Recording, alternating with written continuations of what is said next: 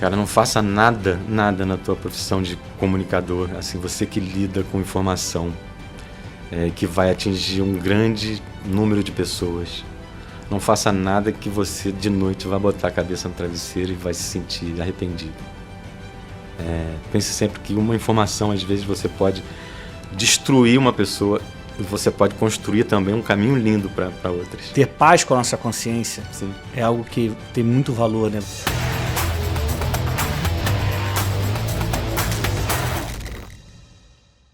Sejam muito bem-vindos ao Pode Comunicar, o podcast que ativa o seu conteúdo. Hoje nós vamos falar sobre produção de conteúdo escrita, produção de conteúdo na televisão, e eu estou recebendo aqui um grande amigo, um grande jornalista, Marcel Vieira. Seja bem-vindo.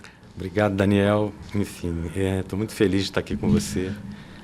Você é um amigo que mora aqui no meu coração já há bastante tempo, você sabe disso. Estamos aí para falar o que eu puder. Cara, uma honra estar te recebendo. Eu e o Marcel trabalhamos juntos no Jornal o Globo por 11 anos. Fomos colegas da coluna Anselmo Góes. O Marcel vem de uma trajetória, tem 30 anos de carreira na mídia impressa e depois, em 2015, ele migrou para a televisão e passou a ser roteirista de TV. Então, ele viveu vários mundos da comunicação. O mundo de 30 anos atrás, o mundo do jornalismo impresso e agora vive o mundo da televisão. O mundo do jornalismo, o mundo do entretenimento. São várias experiências, né?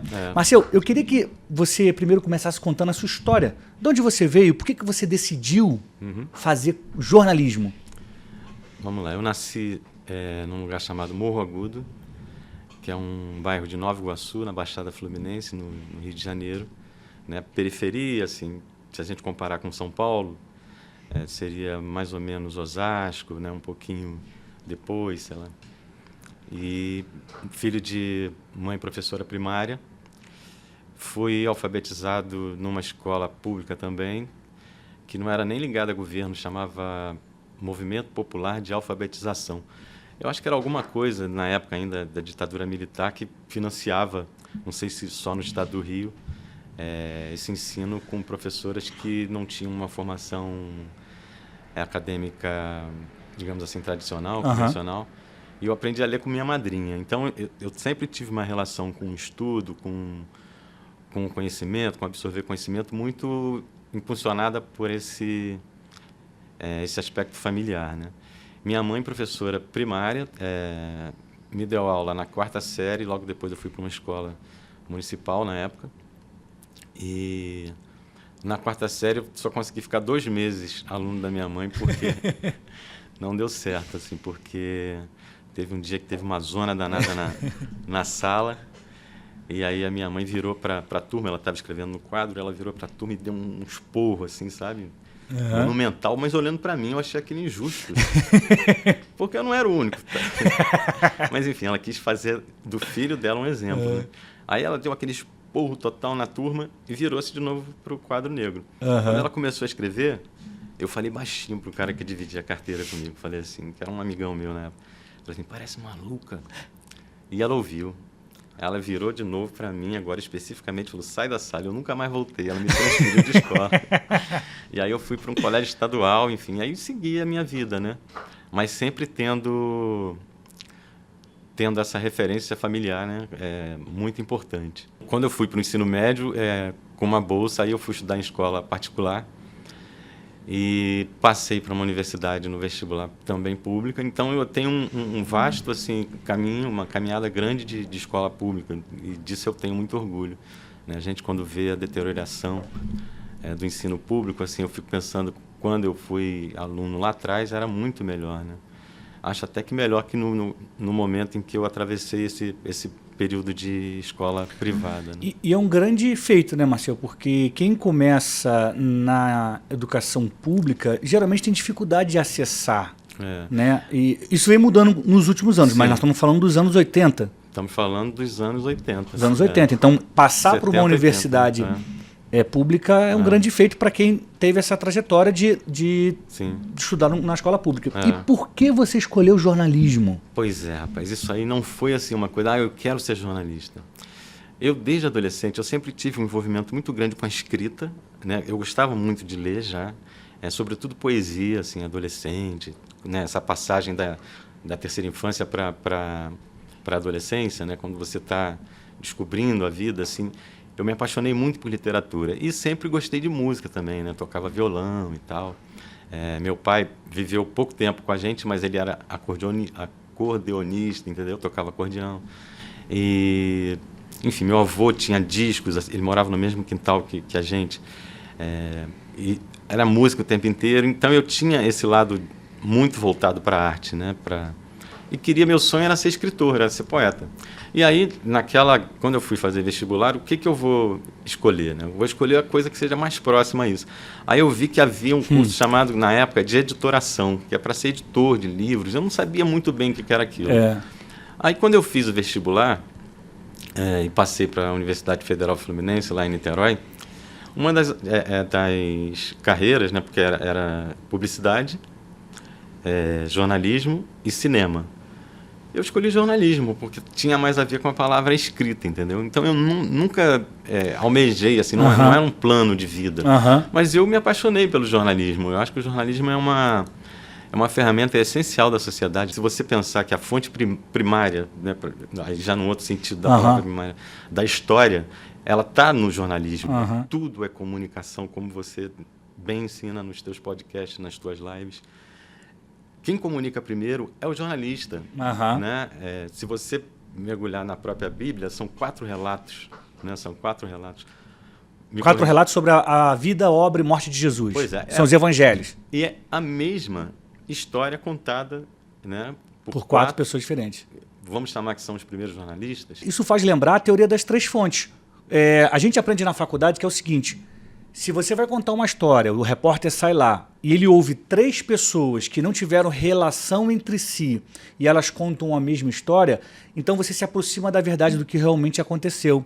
No caso dos evangelhos, que você lembrou aqui, 2 foram escritos por pessoas que conviveram com Jesus, que é Mateus e João.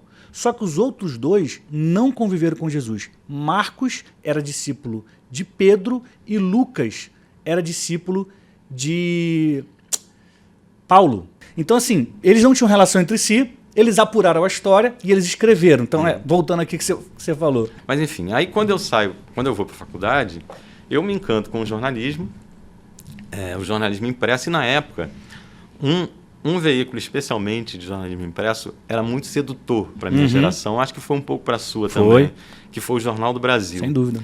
Enfim, o sonho de todo jovem que saía da faculdade naquela época era sair da faculdade e trabalhar no Jornal do Brasil. Sem dúvida.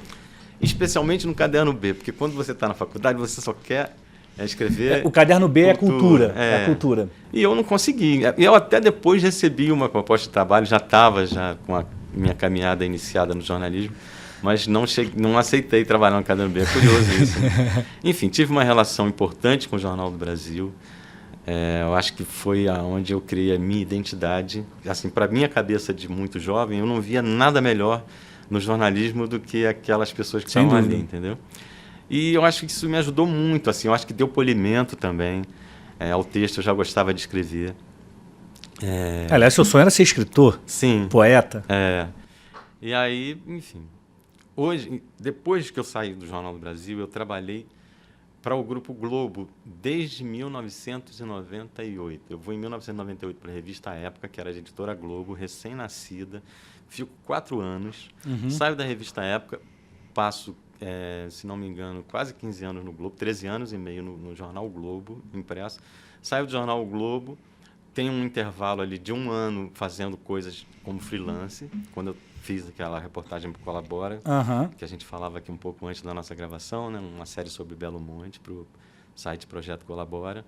E entro para a TV Globo em 2015 e estou até hoje, né? Primeiro pelo programa Ad Night, que era do Marcelo Adnet, um programa humorístico, que eu fui migrando do jornalismo para o entretenimento, com essa interseção também, com um pé no jornalismo, um pé no entretenimento.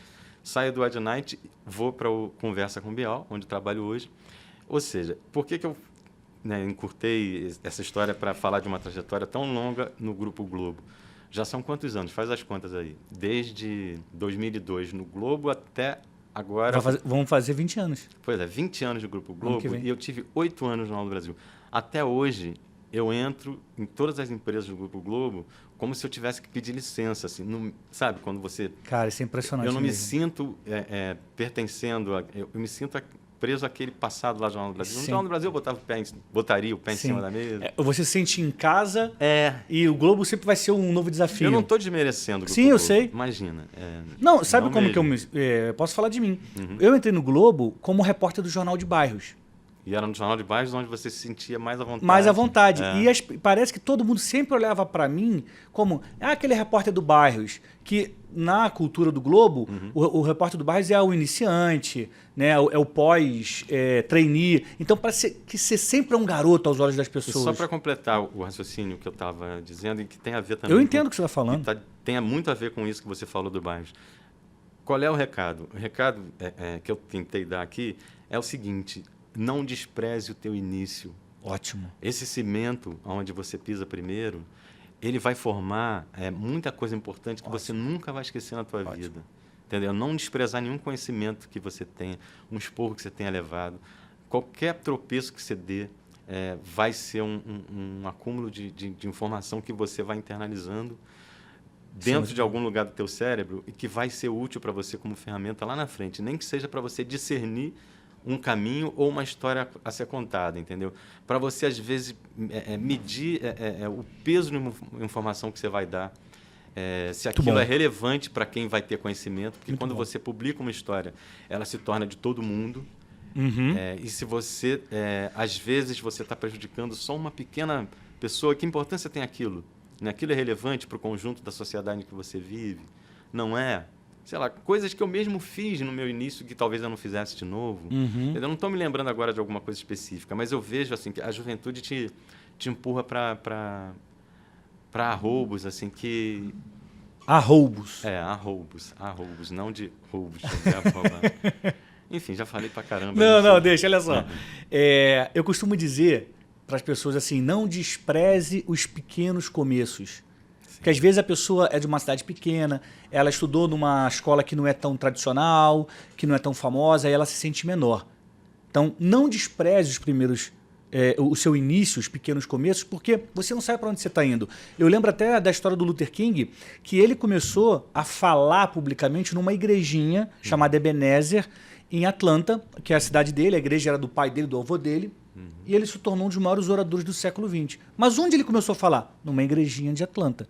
Então é um pequeno começo. Agora não dá para falar que o senhor é um pequeno começo, porque você já começou no Jornal do Brasil, né?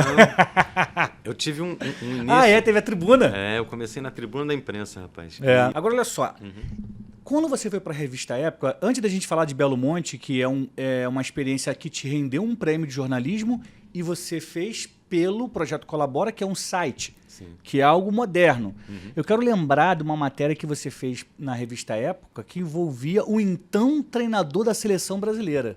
Vanderlei Luxemburgo. Não sei se você que está nos acompanha se lembra né, dessa época, mas Vanderlei Luxemburgo, treinador, tinha uma história oculta. E quem descobriu é esse jornalista aqui que está diante de vocês, Marcel Vieira. Conta essa história pra gente. Bom, na época ele era Vanderlei com W e com Y, né? Luxemburgo. E ele, a gente está falando aí da preparação para a Copa de 2002, né? Teve Copa em 2002. Teve Copa em 2002, sim, mas... o Felipão foi o treinador e a gente ganhou. Mas aí, no ano 2000, quando teve a Olimpíada, ele era o treinador das Olimpíadas. Ele também quis centralizar tudo. Ele era o treinador também da seleção olímpica. Ele se meteu assim numa enrascada pessoal, assim, na época, de uma manicure que, enfim, que tinha outro tipo de relação com ele, não cabe a nós julgar. Sim, claro. E essa pessoa, depois que se desvinculou da vida dele, passou a fazer denúncias de que ele fraudava imposto de renda, que ele fraudava isso, tal, não sei o quê. Eram problemas... pessoais? Com o leão, com o sim, fisco. com o governo. Fisco. Aí ele virou uma grande assim, escândalo, porque ele era um cara muito na moda na época. Ele tinha vindo assim, de um sucesso enorme no Palmeiras. Numa época, os torcedores do Palmeiras vão lembrar, Palmeiras Parmalat, né, da associação do Palmeiras com a Parmalat, que ganhava tudo, tinha um timaço. E o Vanderlei foi o treinador disso. Antes disso, ele tinha treinado outros times também com sucesso, muito sucesso, né? Com muita eficiência. Ou seja, ele era o cara da moda mesmo. E era o treinador da seleção brasileira. O cara, né, que ia salvar Sim, o Brasil. claro, que é a esperança. Que ia botar de novo o Brasil na rota de ser novamente campeão do mundo. E esse cara se ferrou com essas denúncias. Aí, na época, eu trabalhando na revista Época, me foi dada a missão de fazer um perfil do Vanderlei Luxemburgo. A um outro repórter, que era o Clóvis Sancler, foi dado a missão de fazer o hard news, vamos chamar assim, né? Que era entrevistar a tal da Renata, que era a manicure, ir atrás dos problemas dele com a receita. A mim foi dado a tarefa assim, mais da perfumaria, vamos chamar assim. E eu lembro que na época eu até protestei, eu quero fazer o hard news, me deixa ir atrás de... Não, você vai atrás da vida do Vanderlei, contar como é que ele foi menino, onde ele nasceu, como ele começou no futebol, onde ele estudou. Eu falei, tá bom. Aí, enfim... torcedor do Flamengo que sou, aonde fui sabendo do passado do Vanderlei Luxemburgo como jogador de futebol. Fui lá no Flamengo. Eu peguei o carro, saí da redação e fui direto no Flamengo. Uhum. Eu conhecia, assim, por ver nome em jornal, por ter sido sócio do Flamengo, um funcionário chamado Ayer Andrade, que eu acho até que já nos deixou, já partiu. E o seu Ayer era quem cuidava, num tempo ainda que o Flamengo não estava informatizado, era tudo ficha ainda, cara, para você ver como o Flamengo demorou, cara. Em pleno ano 2000, o Flamengo ainda era tudo na ficha, no papel. Ou estava começando. Aí eu falei assim, você podia me mostrar a ficha do Vanderlei Luxemburgo no início da carreira dele? Só para eu ver. Aí, enfim, o Vanderlei, ele tinha acabado de dar uma declaração contra um jogador que na época jogava no São Paulo, que depois até jogou no Flamengo também, sem o Vanderlei lá, chamado Sandro Hiroshi. Uhum. Esse Sandro Hiroshi, coitado, ele foi flagrado numa coisa de adulteração de idade. Ele era gato, né? Como se diz no futebol. No futebol. Gato é quem mente a idade, para parecer mais novo. Isso, exatamente. E aí, o Vanderlei fez uma declaração muito dura, sabe? Cruel com o garoto. Né? Que com certeza não foi ele que fraudou a propriedade. Isso, às vezes, é um pai pensando no futuro do filho, né? Acha que aquela fraude vai ajudar o filho. Ou alguém do clube. Enfim, que quer contratar o menino. E a lenda é que isso, graça total, assim, em todos os clubes do Brasil. Né? Não, só explicar a lógica para quem não pegou. Imagina um menino de 14 anos e ele adultera o documento e parece ter 12 no documento. Ele vai jogar com meninos Ou seja, que são mais novos. Ele é mais desenvolvido, ele é mais forte, ele é mais rápido e joga com meninos mais novos. Essa é a lógica do gato, né? Por aí. Enfim, o Vanderlei deu uma declaração muito dura contra esse garoto, Sandro Hiroshi, sabe? Falando que não ia tolerar nenhum jogador da seleção olímpica, ia passar um pente fino na idade de todo mundo. E era convocação para as Olimpíadas. Enfim, o garoto não foi às Olimpíadas e o Vanderlei também acabou se dando mal naquela Olimpíada, porque o que aconteceu? Eu, quando fui fazer, como sempre gostei de futebol e sou torcedor do Flamengo, eu tinha a memória de que o Vanderlei tinha sido reserva do Júnior e tal, não sei o quê. Então, ele foi daquela geração do Zico, né, que é o grande ídolo do Flamengo. Para qualquer torcedor de qualquer idade do Flamengo vai se interessar por isso. Então, por sorte, é por isso que eu falo que você não pode desprezar nenhuma... A sua trajetória, pois é. A sua história, Aí, de onde você veio. Quando o seu AR me deu a ficha do Vanderlei Luxemburgo, a primeira coisa que eu notei, aí sim, antes de eu sair da redação, ele tinha um site todo sofisticado, porque aí a gente já está falando do tempo do e-mail. Ele tinha um site que tinha uma linha do tempo, sabe? Nasceu em Tinguá, na Baixada Fluminense, Nova Iguaçu, ou seja, meu conterrâneo. Estudou na escola tal, minha mãe tinha dado aula naquela escola. Tinha um monte de coincidências que me levaram a descobrir isso que você está querendo que eu conte. Conta. Pois é. Aí, enfim, eu notei que a data de nascimento dele no site, que eu levei impresso, a capa da linha do tempo dele, não estava condizendo com a ficha, manuscrita. Olha aí. Manuscrita da entrada dele no Flamengo. Eu não lembro agora os anos, mas era tipo assim, 42 e 45. Presta atenção, presta atenção. Tinha uma diferença. Opa, tem uma divergência aqui. E eu notei outra divergência. Na ficha dele, quando ele chega menino no Flamengo, ele era Vanderlei com V. E no site, nos jornais, para a vida pública, como treinador de futebol, ele era Vanderlei com W e com Y, no final. Cara, eu fui até no Botafogo, porque aí eu descobri que ele tinha sido do infanto juvenil do Botafogo. Eu falei, não, eu preciso confirmar o que eu estou confirmando, que pode ser só o que você está suspeitando. Pode ter sido um erro de digitação, alguém escreveu o ano errado, vamos chamar alguém de escreveu o nome errado dele. Mas, enfim, não dava, não tinha erro, assim, porque aí eu fui ver os jogos dele, os primeiros jogos do Flamengo, realmente, ele estava lá, era um menino, Vanderlei, com aquela idade. Então. No Botafogo, para sorte dele, não tinha nada. O Botafogo tinha se desfeito das fichas e tal, tinha jogado fora. Aí eu falei, mas não é suficiente, né? Não é suficiente. Preciso ir a mais de ter outros indícios. Aí eu vi que ele tinha nascido em Tinguá. Fui a Tinguá e procurei pessoas... No cartório? Não, ainda não. Procurar pessoas, amigos de infância, que tenham convivido com ele. Quantos anos você tem? Quantos anos ele tinha? Tal, não sei o quê. Fui à escola onde ele estudou e que, por acaso, a minha mãe tinha dado aula muitos anos depois. Achei a ficha dele, achei foto dele. Fui juntando as coisas. Pô, aí a direção da revista ainda falou assim... o diretor geral da revista, na época, nem foi muito crente na possibilidade daquilo ser um escândalo, sabe? Aham.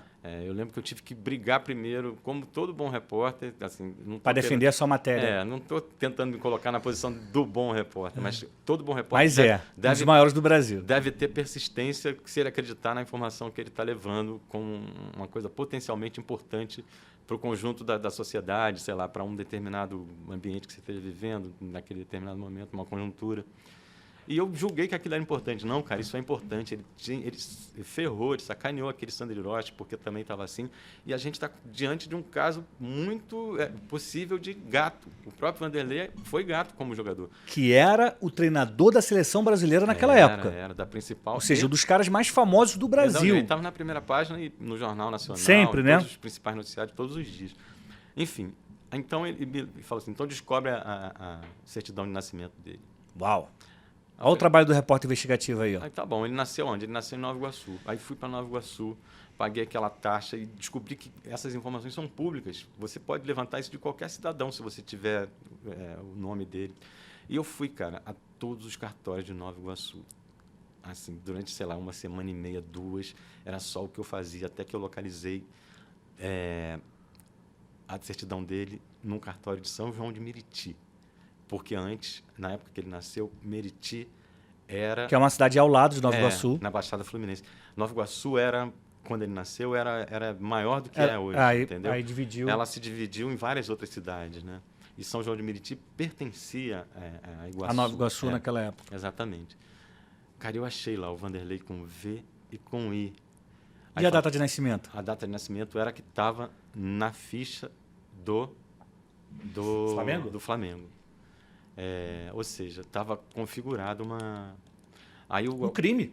Adulteração de documento. Mas aí o diretor de redação na época ainda me lançou outro desafio, consegue a outra certidão. Porque para ele se colocar... Como mais novo? Como mais novo, ele precisou de uma segunda certidão, que aí já estava em outros clubes, foi onde ele foi na carreira dele. Caramba! Aí eu falei, caramba, e onde esse cara morou, jovem, nessa época aí e tal, não sei o quê, como jogador, já começando, já saindo do Deixa eu só, às vezes parece que quando você tem uma grande ideia, ou então chega num objetivo, você fica feliz, caramba, e aí agora? Mas sempre pode melhorar. É difícil? Exige um pouco mais de você? Exige, mas sempre pode melhorar. Não é isso, Marcelo? Conta essa história. Bom, enfim, a idade dele no Flamengo era uma idade real dele. A que estava no site era falsa. Né?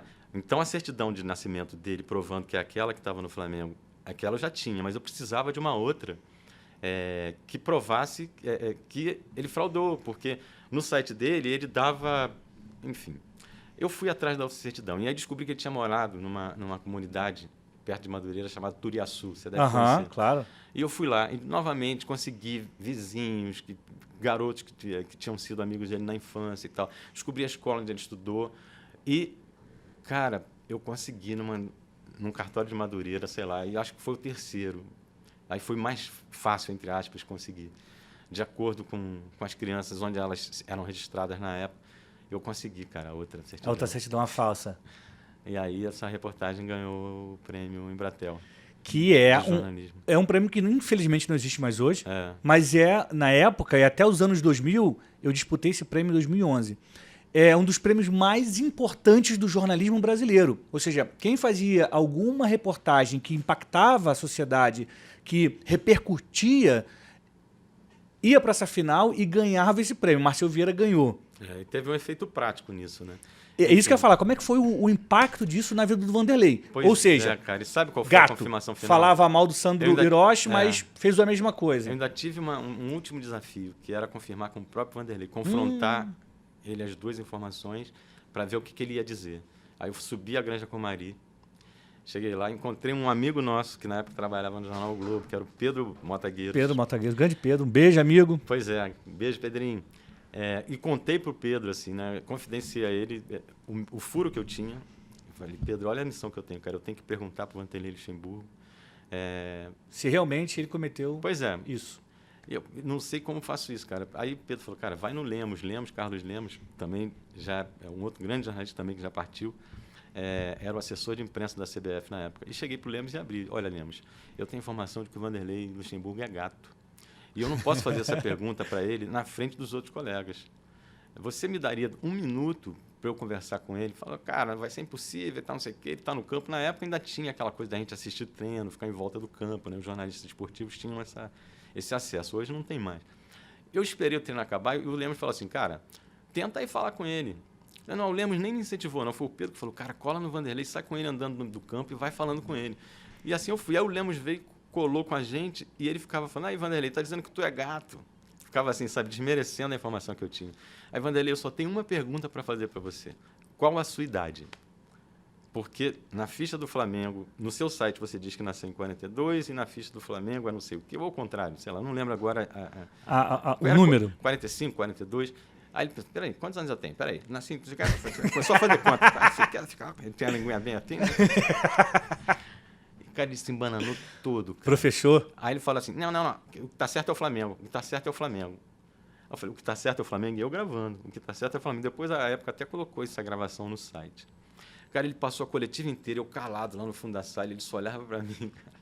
Coitado do Vanderlei. Ele não entendeu que era grave, né? Não, ele entendeu. Ele entendeu que era muito grave, cara. E o efeito prático disso foi que ele foi processado pelo Estado, né, por falsidade ideológica.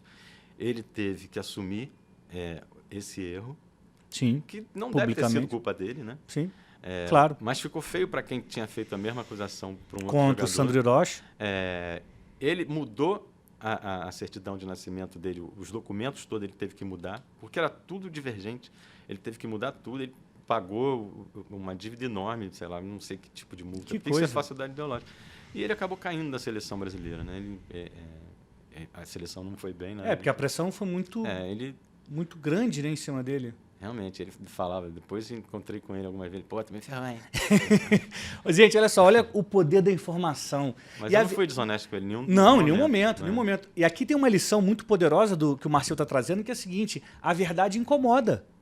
Às vezes você acha que você vai falar a verdade, vai estar tudo bem, todo mundo vai gostar de você. Não, Marcel foi atrás da verdade, mostrou e ela causou problemas para algumas pessoas e abriu caminho para quem depois acabou indo, né, para a seleção, né? Tem um lado bom, tem um lado ruim, mas assim, a verdade incomoda. Você precisa saber lidar com isso.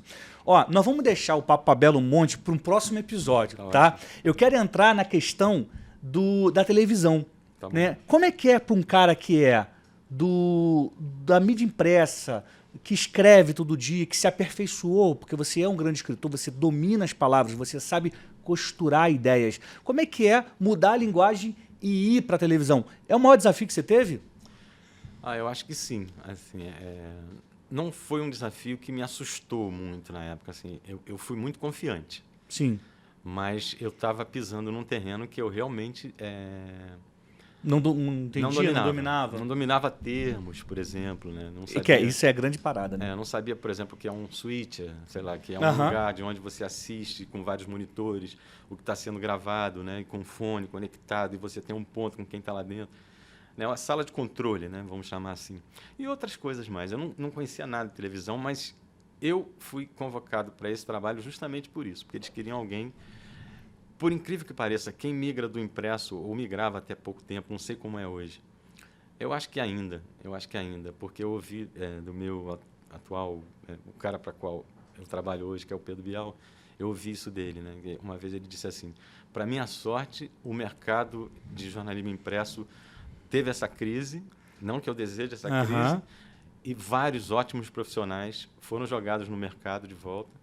E eu absorvi vários, isso é verdade. O programa é cheio de gente que veio do impresso, exclusivamente do impresso. A começar pelo nosso diretor de conteúdo, que é Felipe Auí, que já trabalhava em TV, mas veio do jornalismo impresso. Pedrinho Motagueiro, já falou. O Calil, Ricardo Calil, o Renato Terra, enfim, outros mais, Micheline, várias pessoas, Camila Moraes. Porque aqui tem uma função que é interessante. existe o expert. O Marcel hoje ele é roteirista do programa do Pedro Bial, grande jornalista. O Pedro Bial é o cara que aparece para as câmeras, mas quem escreve é a equipe para a qual o Marcel trabalha e faz parte. Então, assim, você pode ser um produtor de conteúdo para você ou para alguém, né? E aqui a gente está falando sobre alguém que produz conteúdo, que pesquisa, que entrevista, que corre atrás de boas histórias para alguém falar na televisão, né? Que também tem todo o seu mérito, tem um trabalho dele, o Pedro, né? Claro. Sim. E como é que é a sua rotina de roteirista de TV? Você acorda, você faz o quê? Como é que é?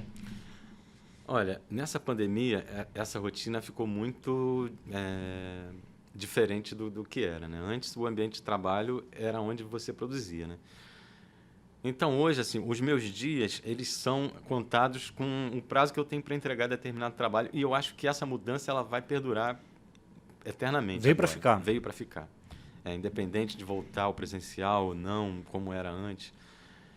Então, o programa é gravado quarta, quinta e sexta. Então, se eu ganho um programa na terça-feira ou na própria quarta, para ser gravado na semana seguinte, na quarta, eu vou ter que atravessar o fim de semana trabalhando. Então, a minha rotina é assim.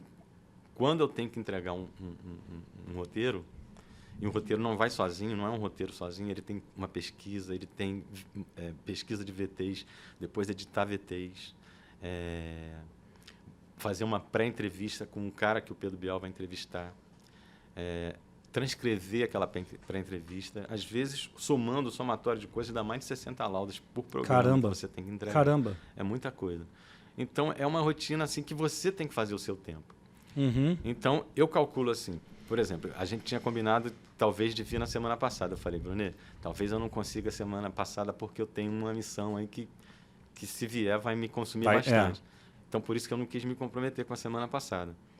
Porque o que eu faço? Eu trabalho da hora que eu acordo, quer dizer, eu levanto, tenho as tarefas de casa, moro só, tenho que lavar roupa, tenho que cozinhar para eu poder comer, né? Tenho que ir no mercado, tenho que...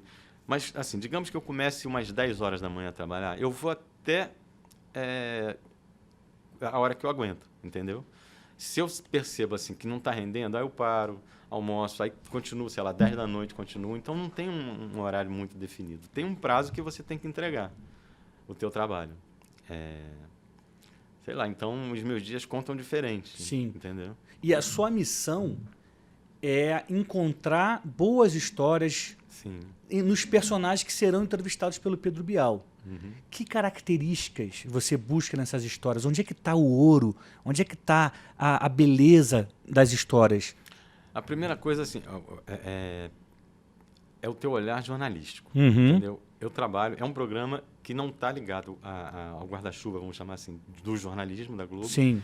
Ele está no entretenimento, ou variedades, como eles chamam. Mas o nosso olhar é jornalístico o tempo inteiro. O que é um olhar Quase jornalístico? 100% das pessoas que trabalham na equipe são jornalistas. O que é o olhar jornalístico? É você saber o que é do interesse comum, do interesse público. Olha aí. O que vai ser revelador, o que vai entregar mais daquela pessoa que está sendo entrevistada ou daquele personagem que está sendo homenageado. Porque o programa do Pedro Bial é um talk show, mas ele é diferente, por exemplo, de programas como eram do Jô, que a atração ou o foco principal era a pessoa que estava sendo entrevistada. O Pedro Bial, às vezes, não. Por exemplo, há pouco tempo eu fiz um programa sobre o centenário de Dick Farney. Dick Farney foi o cara, motivo do programa, sem estar presente. Ele já é falecido, ele já morreu. Sim. Né? Mas ele estava ali como a principal atração. O homenageado, né? O lembrado. Pois é. Os convidados, eles têm importância com o que eles possam entregar. Mas eles não são o foco principal do programa, né? Que no caso foi uma afilhada, a sobrinha, a curadora da obra dele, e o Rodrigo Faur, grande pesquisador. Sim, pesquisador de música. Enfim, a tua pergunta, eu já até esqueci qual foi a tua pergunta. Era o que é o ouro, né? O que é o principal? O que você ouve uma pessoa, o que você tira de dentro para poder falar, isso aqui tem que ir para o programa, isso aqui tem que ser contado? Esse exemplo que eu dei, assim, é um exemplo mais simples, porque não é uma pessoa que está viva ali que vai dar entrevista. Então, eu não tive uma pré-entrevista com ela, mas eu fiz uma pré-entrevista com a sobrinha do Dick Farney e com o Rodrigo Faur, para saber do conhecimento, né, com todo o acúmulo de conhecimento que ele tem, o que ele tinha do Dick Farney, o que a Mariângela, que é a sobrinha, pôde me contar como curadora e tal, e pela pesquisa que eu fiz também da vida do Dick Farney. Então, pô, ela me contou uma coisa que não saiu em lugar nenhum, que talvez ela inclua numa biografia que ela vai lançar no que vem, do Dick Farney. Que, assim, o Dick Farney, ele era um excelente músico, tá? Isso já é conhecido, assim. Sim, claro. Desde criança ele tocava bem piano, foi criado para ser um pianista clássico, migrou para o jazz, assim, apaixonado por jazz. Foi um precursor da bossa nova. O João Gilberto se inspirou no Dick Farney. Mas ele nunca teve uma trajetória conhecida de compositor. E ela me disse, o meu tio deixou 30 e tantas músicas inéditas, peças de jazz, só instrumentais, e ele também foi autor de 5 sucessos que estão aí até hoje. E ele não quis... Assinar? Ele deu a autoria para amigos dele na época. Eu falei, você tem que contar quais, né? Ela não quis contar. Né? Eu falei, não, se o meu tio não permitiu fazer isso em vida, não vai ser eu que vou... Claro. Se ele não falou isso em vida, eu não vou revelar. Eu falei, tá bom, mas ela vai colocar essa informação no livro dela, acho que não vai colocar quais são as músicas. Sim. Por exemplo, só dando um exemplo, isso é importante para a história da música popular? Né? Porque vai contar que o Dick Farney, aquele cara que fez sucesso nos anos 40, o cara que foi o primeiro... cantor no mundo inteiro a gravar Tenderly, que depois virou um sucesso com Nat King Cole, com a Sarah Vaughan. Ele foi o primeiro a cantar quando ele morou nos Estados Unidos, ele fez sucesso nos Estados Unidos. Enfim, a história desse sujeito, os aspectos que mais vão interessar a quem nem viveu aquela época, como nós, eu, você, Sim, e outros até mais velhos, são o foco principal disso. Mas para isso tem que fazer pesquisa, tem que fazer entrevista, né, a pré-entrevista com os 2 convidados, porque senão vai virar um papo como a gente está tendo aqui, né? Eu vou tomar teu tempo pra caramba e né, em vez de na pré-entrevista o Pedro Bial já vai saber, isso aqui rende, isso aqui não rende, não precisa ir por aí, por aqui. Quais são os pontos na história que você fala assim, cara, a história de traição, o que interessa ao público, Marcelo? O que as pessoas querem saber da vida dos outros? Nada. Se aquele personagem, por exemplo, vamos chamar aqui Dom Pedro I, isso muda a história de alguma maneira para o coletivo... Né, ele teve um caso com a Marquesa de Santos e aquilo foi importante, porque depois ela veio para São Paulo, né, se casou com... Ela tinha um marido que era um grande industrial, uma pessoa que teve muita importância em São Paulo. Né, sei lá, se isso é importante para a história, beleza. Agora, na vida, enquanto a gente está vivo aqui, a vida pessoal das pessoas, se ela não interfere no coletivo, eu acho que não é notícia. Então tem entendeu? que ser algo que interfira no coletivo. Eu acho que sim. Tá. Mas quando você pega um personagem que vai ser entrevistado no programa, o que você procura na história deles? Você fala, pô, isso é legal. A infância, a história de superação.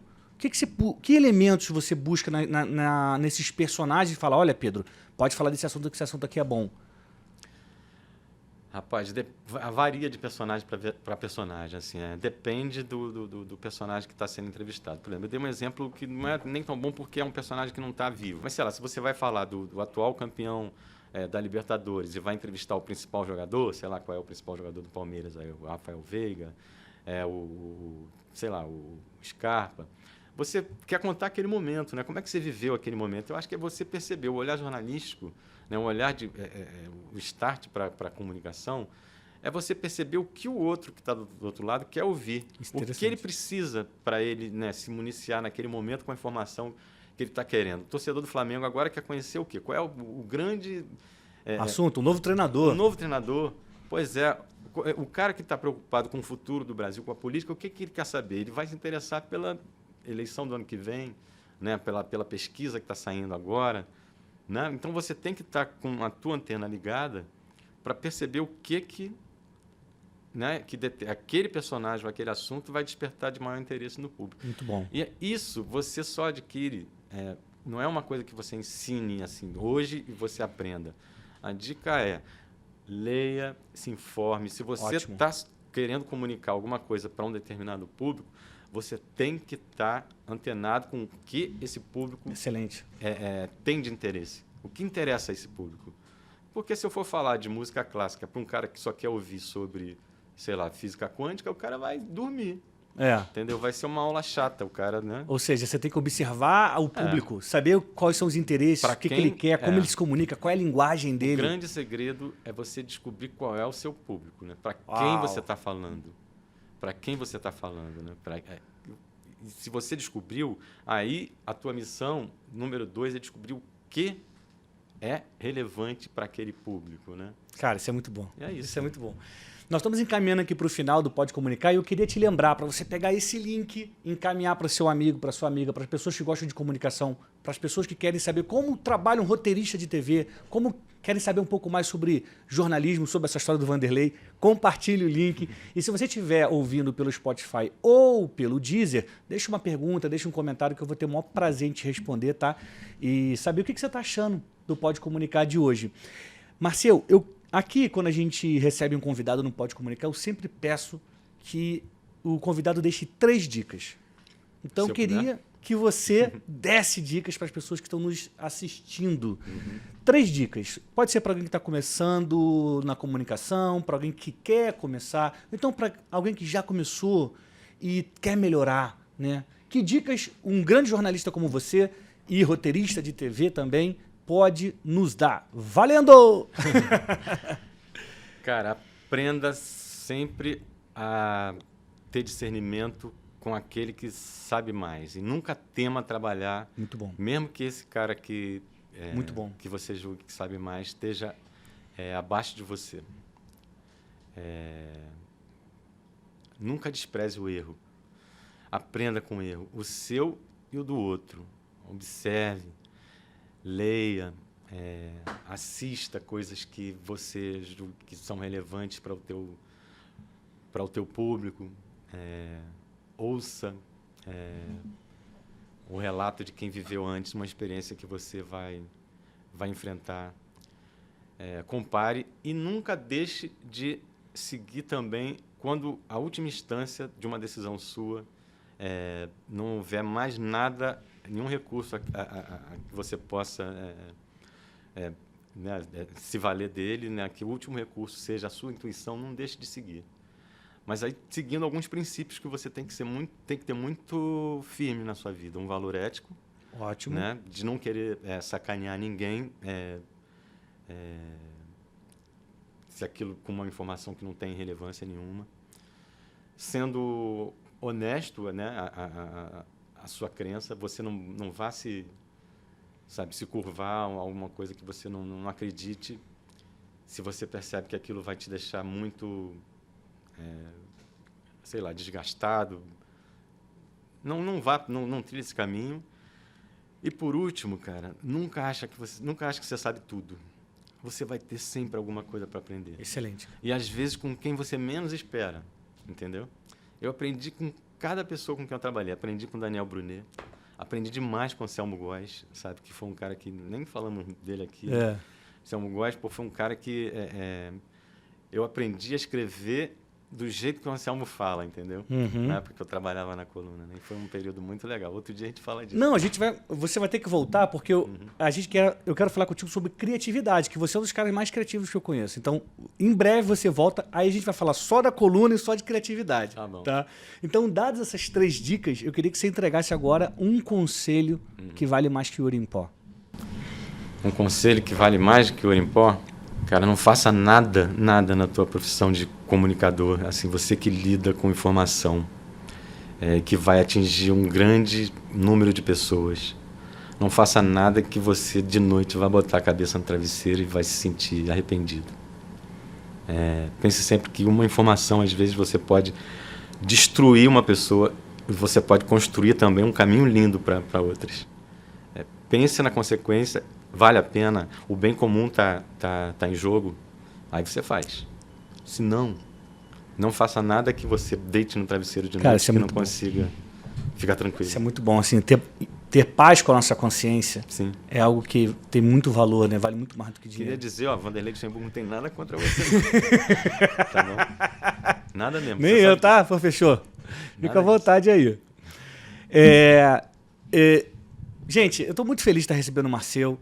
Quando ele começou a falar do Jornal do Brasil, vocês devem ter percebido, ele citou alguns nomes. Ele falou, eu trabalhei com grandes casos, eu trabalhei com o Anselmo, eu trabalhei com o Marcos Sacorreia. E quando eu fui para o Globo, antes de trabalhar no Globo, eu tinha trabalhado em 2 jornais pequenos do Rio. E eu fui trabalhar num dos maiores jornais do país, né? E eu fiquei... E era um mundo novo gigantesco, era uma grande conquista. Eu tinha 25 anos. né? E o Marcel, ele era e continua sendo um grande nome. Então, assim, chamava muita atenção, porque você era o editor da coluna, que a coluna era a janela, era o camarote do jornal, né? E depois eu tive a honra de trabalhar contigo lá. Mas eu era jornal dos bairros, né? E você, o editor. O Marcel é músico, compositor, escritor. Então, assim, é um cara que atrai muitos olhares. Por mais que ele seja tímido e quietinho na dele, ele atrai muitos olhares. E eu lembro que um dia eu falei assim... você vai conhecendo mais de perto ali as pessoas e fala, cara, eu quero ser amigo desse cara. Porque você era muito amigo do Gabriel Mascarenhas, andava muito com ele. E o Gabriel Mascarenhas é meu grande amigo. Nosso irmão. Nosso irmão. Aí eu falei, pô, eu quero ser amigo do Marcel, que nem o Gabriel. E eu tenho muito orgulho, cara, de a gente ter construído uma amizade. Porque eu aprendi muito com o Marcel nos 8 anos que eu trabalhei na coluna.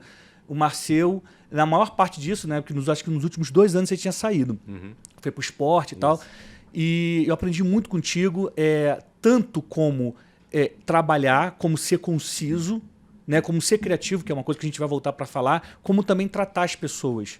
Né? Eu lembro que um dia eu precisava sair mais cedo para participar de alguma coisa e você falou assim, a gente fechava o jornal 9h45 e eu tinha que sair 7 horas da noite. E o horário mais importante do nosso trabalho era justamente o final, o fechamento, né? Que era quando você botava a coluna no papel e mandava para a gráfica. E o Marcel falou para mim, vai lá, cara, vai lá fazer o que você tem que fazer. E eu fico aqui, eu falei, não, cara, mas é muito trabalho. Ele, vai lá. Então, assim, além de ser um grande profissional, um grande amigo, né? Eu tenho muito orgulho da amizade da gente estar aqui junto. Então, muito obrigado por você estar aqui, cara. Imagina. Muito obrigado por toda a importância que você tem na minha vida. Cara, posso dar um recadinho Fica final? aí, à vontade. Quero dizer que esse rapaz que está aqui do meu lado, Daniel Brunet, que é né?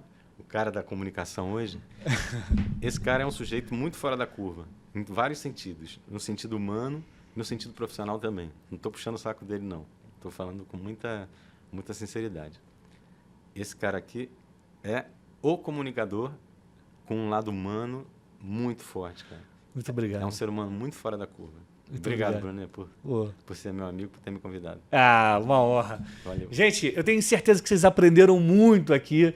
As histórias do Marcel são maravilhosas. O jeito que ele descreve as situações é incrível, né? Você mostra o grau de detalhe. Isso que o comunicador precisa ter em alguns momentos, né? E pega o link, encaminha para as pessoas. A gente volta semana que vem com mais histórias, com mais uma entrevista. A gente se vê em breve. Saúde e paz.